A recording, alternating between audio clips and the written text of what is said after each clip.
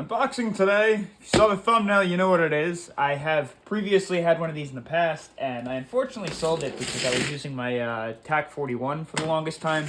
And I love my TAC 41, but just the sheer factor of having a different platform, something that loads a little bit differently, that bullpup style is definitely something that I wanted to get back into. I never actually got to field my previous SRS. Only thing I've done with it was just some planking in the backyard, so I'm super excited to get my hands on another one of these. And I ordered this off of the Hop-Up app.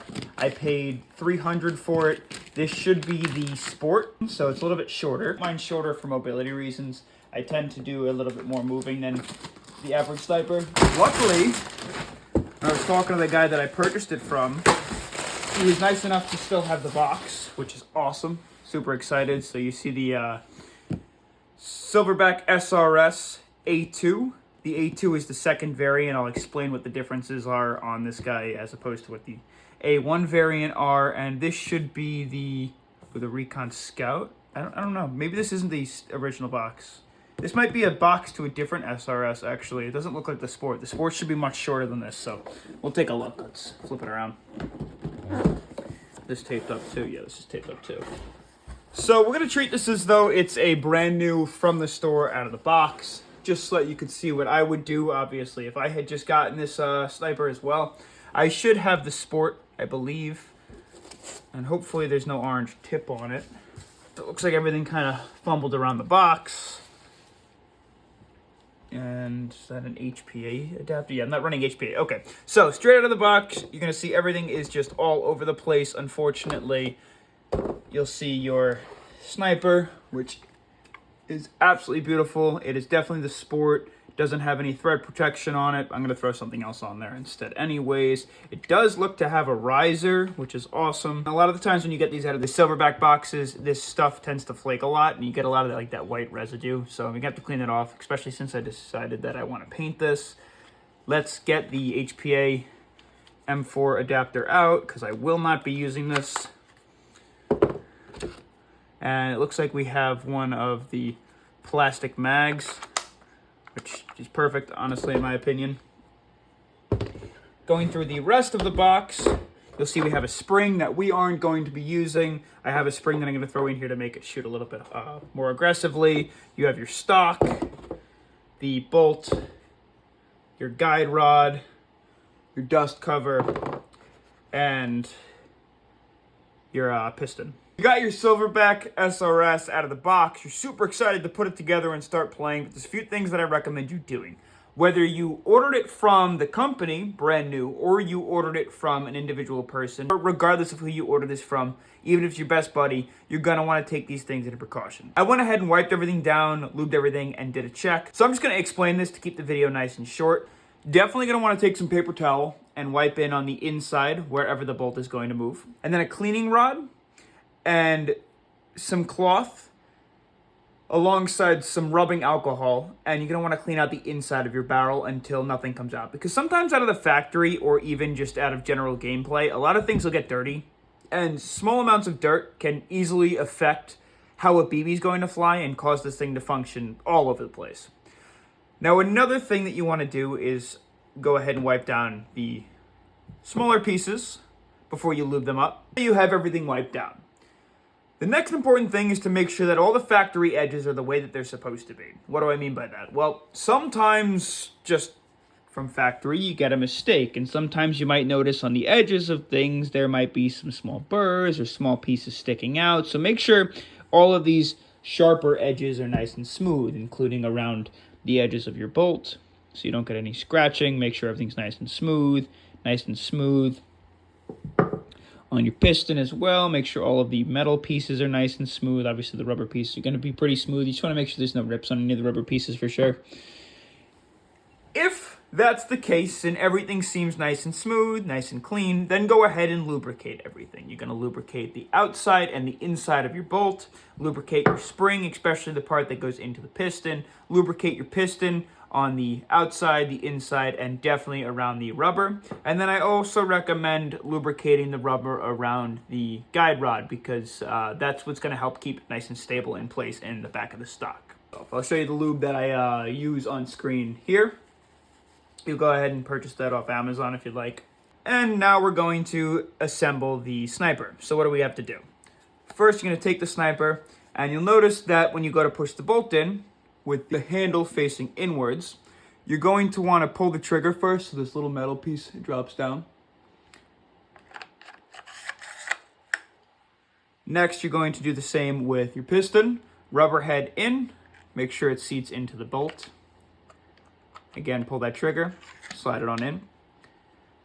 Your spring comes next. Make sure that goes into the back of the piston. You don't need to pull the trigger for this one. Your guide rod on next. And then just grab your stock. Now the stock has to slide up and in. You have to start a little bit lower to latch it in place. Make sure you place the spring into the stock. Make sure you line up the back of the stock with the location that it's able to insert in. It shouldn't take a lot of force. And then with applying a little bit of pressure so the spring compresses, slide it upwards. That's not all. A lot of people will complain about the stocks of the SRS just popping off. And the primary problem for that is because they don't make sure these guys lock in all the way. Just pushing the stock into place doesn't cause it to lock in all the way. You have to pull these little tabs in until they click. And now the stock is nice and firm.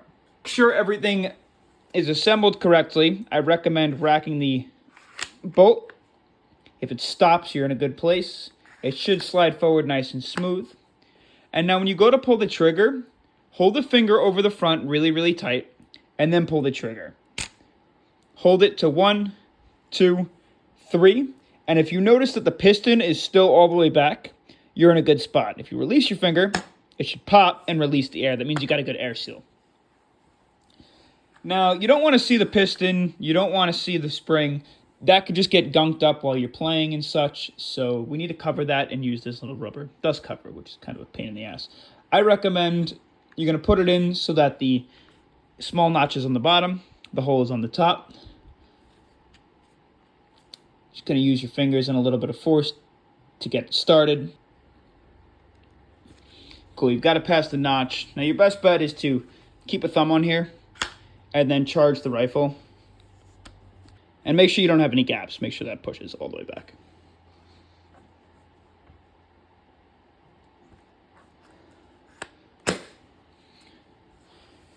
And good, you're ready to go.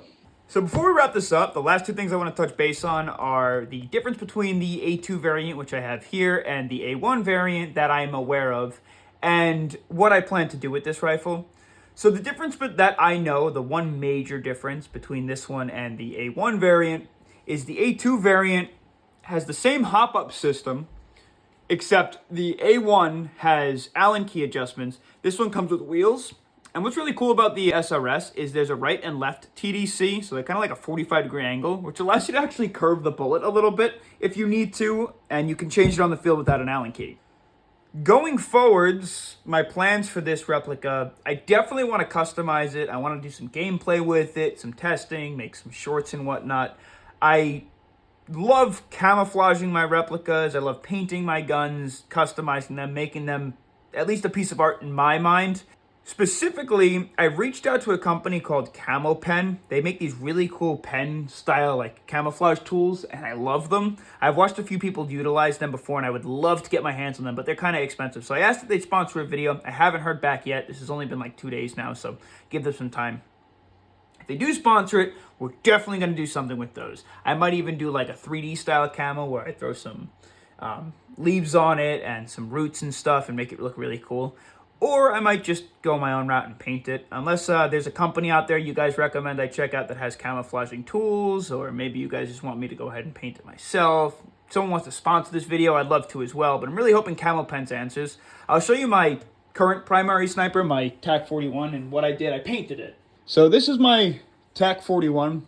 Obviously, I gave it its custom paint job. It works well for its purpose. It's got all my filming equipment and whatnot on it still. But obviously, I enjoy camouflaging my replicas, so I would love to do something really cool with the SRS. Any ideas? Let me know.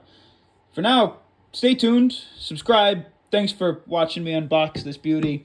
I'm excited. Look how short it is in comparison. Can't tell, I shortened the TAC 41 barrel, so this guy's going to be really short. I mean, it's only goes halfway down the barrel on the TAC 41. I'm so excited. Thanks.